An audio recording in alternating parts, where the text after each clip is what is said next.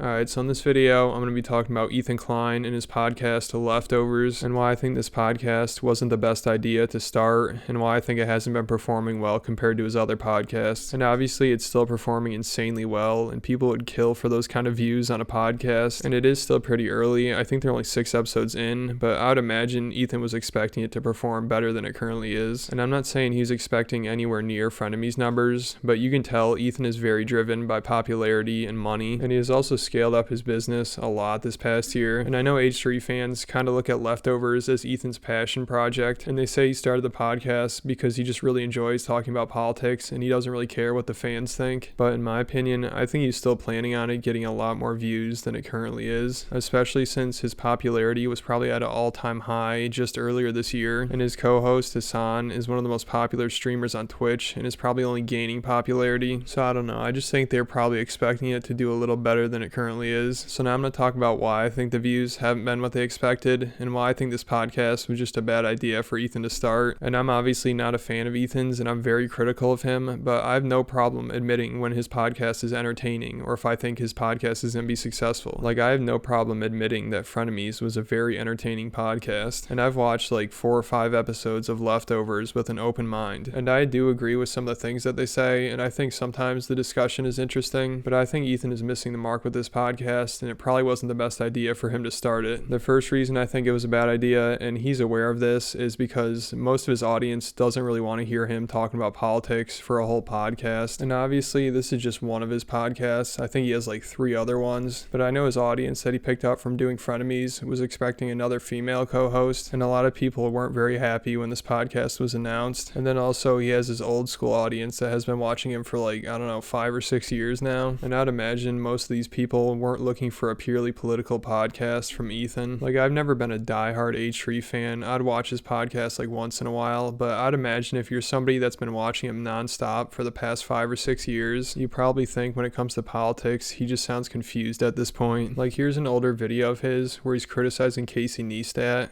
but this can all just be applied to him now. We need to be able to discuss things without everybody losing their fucking mind and hating each other. Now, the way Casey talks about Donald Trump is that he almost implies that he's some kind of Adolf Hitler. And the way he talks about him, he almost paints him as an inhuman demon.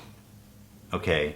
Which is just so unproductive. Nobody's even talking about any real issues. Fucking listen to me. Don't listen to Casey. I'm just a YouTuber. How does that qualify me to tell you who to vote for? Who to fucking elect as president? I literally go to the grocery stores with 200 shirts on, and you're looking to me for advice on who to vote for president? Yeah, there are got to be better people out here to advise you on that. So this video is like 5 years old, and obviously people can change in 5 years, but I just think it's hilarious because all this criticism he has for Casey here can all just be applied to him now. Like on Leftovers, if he's talking about a Republican or anybody that really associates with Republicans like Joe Rogan, they are just the worst people ever, and they're racist and homophobic and pretty much everything. And there's nothing productive with what he's doing on this podcast. Like, both right-wing and left-wing people, there's nothing productive about just sitting there clowning on the other side. I think most people in his audience get the idea at this point that Tucker Carlson, Joe Rogan, Steven Crowder, Ben Shapiro are all racist. And Ethan spends a lot of time just making fun of people's appearances and how people talk and their height and their weight and stuff like that. And if Ethan wants to actually do something productive politically, then he'd talk to people like Joe Rogan and Steven Crowder. Like the one time he was about to do something productive and he bitched out and had somebody else debate Steven Crowder for him. And Ethan said he wouldn't debate Steven Crowder because he doesn't know what the hell he's talking about politically. But then he goes on to start a political podcast, and those clips I played of Ethan earlier, obviously he wouldn't agree with any of that stuff anymore, but doesn't that sound like somebody who wants more productive political discussion? Like, our country has only gotten more divided since that video, and with his new podcast and the way he talks about politics, he's only dividing people even more. His attitude now is basically like, fuck half the country, I don't even want to hear what they have to say, I don't even want to talk to any Republicans, I don't want to actually do anything productive, I'd just rather profit off of making fun of them. And also it's a good deal for him him because people believe what he's doing is productive and people believe he's a good person for doing what he's doing, and also he gets to say whatever he wants about these people because they're Republicans. Like, this is the classic Hollywood liberal move Ethan's done here. He became famous for saying edgy shit and doing some offensive things, and then once he makes it to the top, he says everything he did in his past was out of line and he completely changed and he's got a different perspective now, and he attacks Republicans so he can look like the good guy and get away with saying more offensive stuff. It's the exact same thing Howard Stern did, who I believe is Ethan's biggest influence. Howard Stern is probably one of the most controversial and offensive entertainers of all time. Some of the stuff that he's done on air, I'm sure if you showed people today, they would say it's unforgivable, but his show was extremely entertaining and he is definitely the most popular radio show host of all time. And he did the exact same move Ethan did, but way before Ethan did it, like before Ethan even started YouTube, I believe, like somewhere in the early 2010s, he completely rebranded his image, and he did a great job of it because some of the stuff he's done in the past, like I said, is unforgivable. Like, if people saw it today, they would cringe to death. And for anybody that used to watch him, it's so obvious to see how hypocritical he is and how confused he sounds. Like, I remember when Trump was running for president in 2016, Howard Stern went on Stephen Colbert's show, I believe it was, and he just sounded like he was out of his mind. And you know it's bad because he was making fun of Donald Trump and the audience was booing him. Stephen Colbert's audience was booing somebody making fun of Donald Trump because Howard Stern was acting like Donald Trump was crazy for being a womanizer and like rating women on his show. But if you have any idea who Howard Stern is, you know that's basically what he's known for. He would have porn stars on his show all the time. He would have them get on a Sybian. He would be rating their looks all the time. He would do some game where he would make girls get undressed if they lose. And he's done a lot more controversial shit than that, obviously. But now Howard Stern's on the right team because he's against Donald Trump and Republicans, so people can all forgive him for what he did. And now the only reason he makes the news anymore is because he's bashing a Republican, or like Aaron Rodgers, who's anti-vax now. He's bashing him the other day, so he was trending on Twitter. But he's on the right team now, so nobody cares about his past. He never had to apologize for anything. I don't even think he says what he did was wrong in his past. He just says, I was out of my mind back then, and I was doing anything I could for attention. But yet he was like a 40 or 50-year-old man at the time, and now he's considering running for president in 2024, which is incredible because compared to Donald Trump, Howard Stern is a lot more racist, homophobic, sexist, and ableist, but he's on the right team now, so people can all ignore that. So I know I kind of got off track here and went on some Howard Stern tangent, but I think it's a good example of how easy it is to change your image and how much of this is a team game. Like, Ethan did some edgy shit in his past, obviously nowhere near Howard Stern, but I don't think he ever gave like a real formal apology or like a sincere apology. Whenever someone brings up his past, his move is just, I've apologized so many times, how many times do you need me to do it? And also he'll still say stuff that is transphobic and homophobic and offensive towards short people or overweight people, but now since he's on the right team and he says it towards people that he doesn't agree with, it makes it okay and it makes him look like the good guy for doing it. And also a lot of the people that Ethan talks about, it almost sounds personal to him. Like Jordan Peterson, he had the guy on his podcast a couple times, and obviously they can both change and go their separate ways, but it just sounds like he hates the guy now and will use any opportunity he can to make fun of him. And I don't know, maybe they had some kind of falling out, but I don't think Jordan Peterson has talked about Ethan at all. Like, I don't think he takes any shots at Ethan. Like, it definitely seems like Ethan's just stabbing the guy in the back. Like, he had him on his podcast, they're very respectful towards each other, and then they go their separate ways, and now Ethan is just attacking the guy constantly. And I could be wrong, but I don't think Jordan Peterson changed that much. Like, I think Ethan's the one that changed here. And also with Joe Rogan, I think Ethan used to try to like reach out to him and get on his podcast if I remember correctly, but now he'll bash him pretty much every podcast. But he'd never actually sit down and talk to these people and try to have a productive conversation because, like Ethan said, he doesn't know what the hell he's talking about when it comes to politics. I'm sure if he sat down with Jordan Peterson or Joe Rogan, he'd look like an idiot. I bet it's been like 2 or 3 years since Ethan's talked about politics with somebody that's even slightly to the right, because I think he's scared. I think he knows he can't really debate anybody. Like he's admitted, Ethan acts like Joe Rogan picked his side and now he's the enemy, but Joe Rogan will have on like whoever. It doesn't matter if they're really far left or really far right. He doesn't care. He's not scared to talk to anybody. Ethan's the exact opposite. If he disagrees with what you have to say politically, then he wants nothing to do with you. And that's exactly what this podcast has proven. Like, he's not trying to do anything productive here. I think the first episode, he said the podcast is just like having fun, goofing around, making fun of Republicans. And yeah, that's what people wanted more of. Another rich as fuck white Hollywood liberal making fun of Republicans. Like that video I played of Ethan earlier is the funniest shit ever, because back then he's like, things are so divided, we need more productive conversation, and we can't just have people yelling at each other and making crazy accusations against each other. We need to talk about real ideas does, and it's ridiculous for me as some goofy YouTuber to try to be telling people what to think politically. But then Ethan today, when things are more divided than ever, and he self-admittedly doesn't know what the hell he's talking about when it comes to politics, he decides to get into politics and starts an exclusively political podcast with somebody who thinks the exact same way he does, and he surrounds himself with people that think the exact same way he does, and he refuses to listen to or talk to people that disagree with him politically, and instead he just goofs on everyone and labels them as racist, and he just does nothing productive really, and he only divides people even more. But somehow now he's more mature and he's got it all figured out. Like, is that what we're supposed to believe now? Like, now he's got the right idea on things? Like, I think if you're the person who's saying, hey, people should just chill out, let's try to have some real conversations and let's stop yelling at each other and labeling each other as like racist or whatever, that sounds like a more rational person who wants to be more productive, compared to somebody who doesn't want to hear any opposing arguments and doesn't want to talk to anybody that disagrees with them and just wants to label everyone racist. But I don't know, maybe this is a mature version of Ethan now. The guy probably did the biggest 180 ever when it comes to politics, but he's the guy we should be listening to now. So another problem with this podcast is I think they go a little too far trying to relieve their Hollywood guilt or their privilege that they've had in life. Like, these two, I'm pretty sure, had a decent upbringing. I think they're from the middle class, and now they're doing something that they love, and they're doing something that people would dream of doing, and they're making a shitload of money doing it, and they're making this money from people that obviously have nowhere near the amount of money they have, and now they have complete financial freedom, and they don't have to worry about much, and they live in gated communities, so they obviously feel some guilt because they are so successful, and they're living this amazing life, and they have a ton of money, while all these people that support them don't really have much money and aren't that happy. So some parts of this podcast definitely feels like them just trying to get rid of some of their guilt. Like, they've talked a lot about how it's okay for Hasan to buy an expensive house and how it's okay for him to make a ton of money, and they just seem to get way too defensive about it. Like, Hasan seems to have the mentality like, I don't really give a shit what the right has to say about me, I don't care what they think. But then when it comes to the house or making money, he gets extremely defensive and always has to explain himself, and him and Ethan act like people expect him to live in a box or something. They just get way too defensive. They act like the only two options there are a $3 million house and then a box. And I think Hasan gets so defensive and always has to explain himself because he knows it's not that good for his image, and he knows his fans probably aren't that okay with it, because obviously Hasan's become so popular because he's a socialist, and his fans love to hear him talk about how much he hates the system and how the system's rigged, and they love to hear him talk about how they should be making more money and how they should have free education and free healthcare. And people like Hasan because they obviously think he has good intentions here, and he understands the struggle, and he understands that it's tough to make it in this system. So I'm sure when his fans see that he bought a $3 million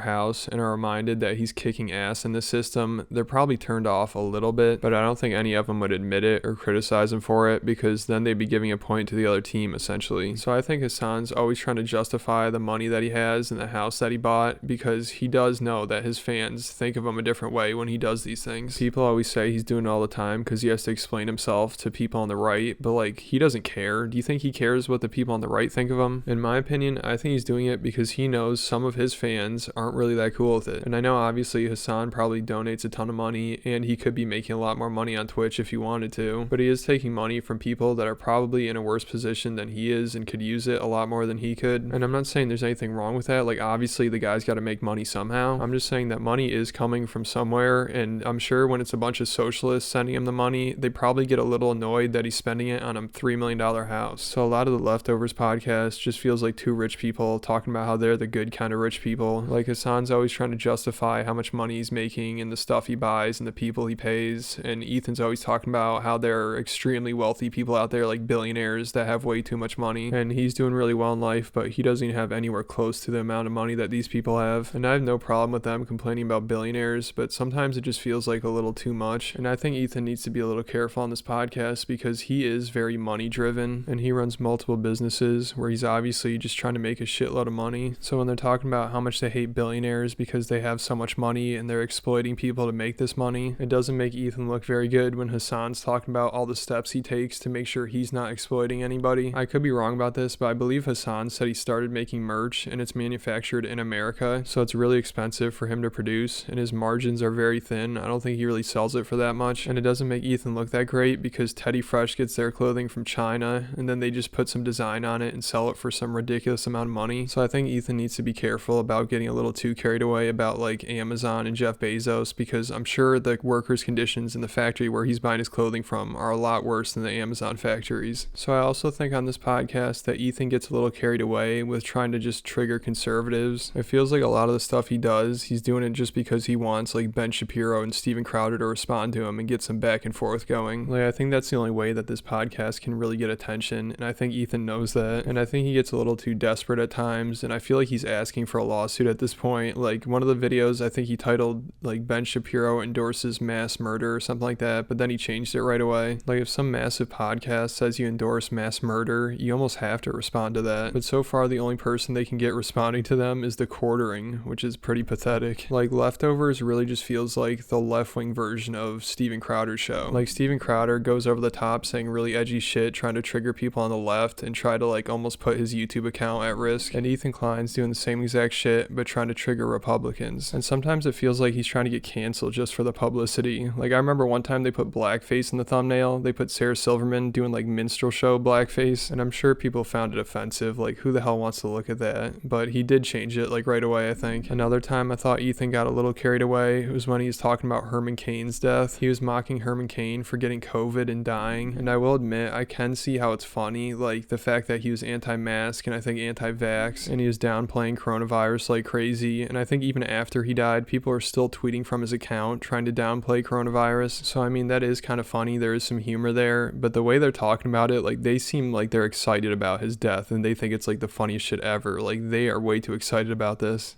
Information that's getting people killed. Yeah, they take it serious when they die. So when they die, I celebrate it. Right. For sure. I mean, I'm a horrible person, so don't you know, I'm not exactly a good example. I like how Hasan admits that he's a horrible person. Like, if you're a horrible person, then why the hell are we listening to you? But I think this is like part of his shtick here, like saying really edgy shit because he's supposed to be like the bad boy of the left, I guess. But I don't think people in Ethan's audience really want to hear about how funny it is that this guy died. Like, Herman Cain still has a family that's grieving over this, and it seems a little insensitive for two massive influencers to be mocking his death. And aren't people on the left supposed to be compassionate and like caring and stuff? And like, let's be honest, the man died. It's funny. Like, I'm just sorry, but it is. It's just, I'm sorry to say that. And death is tragic and sad, but this man's death also had, there was an element of, you know, humor in it as well. These are real people that are dying that we're, you know, laughing at. That's the best. Ethan's like, these are real people that are dying here that we're laughing at. Like, yeah, these are real people that have families and stuff that are probably still grieving over this. I mean, this is just one of 9. Ignore the outrage. Ignore the thugs. Defy the violence. Tonight's Tulsa Trump rally where he fucking died. Like, to me, Ethan sounds a little too excited about this. Like, this sounds like he's having the time of his life here. All right, so now I'm going to fast forward to where Hasan's explaining why it's a good thing to make fun of these people that are anti-vax and anti-mask that die from COVID. So they are motivated by like pure anger and hatred, misplaced anger towards like liberals, right? They hate the systems, they're oppressive, but then they like, you know, redirect that anger to the common enemy that they have, which is liberals, libtards, right?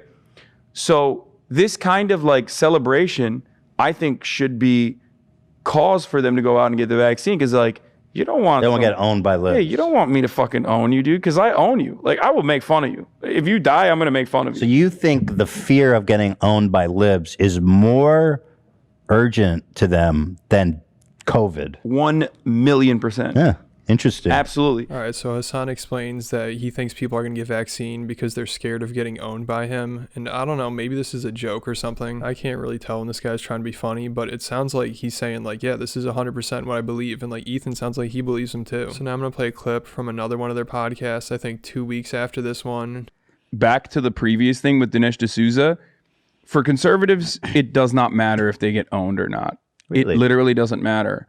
Because cognitive dissonance and like team sports mentality is so like permanently wired to their fucking dome that they see someone going up against like someone who's a leftist, so obviously a communist, and they think, oh yeah, my guy is winning no matter what. So he just completely contradicts himself here. Now he's saying it doesn't matter if the right gets owned. And I think that's true. And I think it's true for both sides. Like, this has become such a team game. And Hasan, he's saying this, but he's just adding to it. Like, there could be an issue that has nothing to do with politics, but somehow people will put some kind of political meaning into it and everybody's going to take their side. And if Hasan doesn't believe that he has that mentality, then he has no self-awareness. So another reason why I think H3 fans aren't a fan of this podcast and just aren't a fan of Hasan Hasan in general is because this past year, Ethan has talked a lot about how much he hates like alpha males and frat bros and frat culture and guys who act really masculine and like just hooking up with girls. But Hasan is all that. He used to be part of a frat. He used to have a segment on the Young Turks called Bro Talk, and he'd say a lot of stuff that people would definitely consider misogynistic today. And he dates porn stars and he hires prostitutes, and just the way he talks, he sounds like an alpha male frat guy. He's always saying bro and dude, and he just sounds like somebody who's in a frat in college right now. And I think that's kind of the appeal of him. Like, he looks like some conservative jock frat bro, but he's a socialist. So that's why I think people on the left like have him on their team, because he looks like somebody who'd be on the right. So I think a lot of Ethan's fans that he picked up while he's doing frenemies don't really like this guy, because he seems like somebody that Ethan wouldn't be a fan of, because Ethan spent a lot of time talking about how much he hates alpha males and how much he hates like frat culture and bros and shit like that. And that's why a lot of people enjoyed watching him on frenemies. Like, I think just about every week when they release an episode of Leftovers, somebody on the H3 subreddit accuses Hasan of SA. And I don't know if it's true or not. It's probably not, and they're probably just doing it because Hasan gives off like frat bro vibes. And I just think a lot of those frenemies fans just hate the fact that Ethan's working with somebody like him. So another reason why I think people aren't that interested in this podcast is because Hasan already live streams like 9 or 10 hours a day, I believe. He said last year he streamed 40% of the year somehow, and he talks about all the same shit that they talk about on Leftovers. Like, the only difference is he has Ethan there just repeating everything he's saying. I don't think there are many Hasan fans that were looking forward to him doing a podcast with Ethan Klein. And since the podcast is about politics, there's really no reason to watch it, because you're gonna hear Hasan talk about the same shit on his live stream. And honestly, Hasan seems like he doesn't even enjoy the podcast that much. Like, I don't think he's ever that enthusiastic about things, but like, he really seems like he'd much rather just be sitting in his house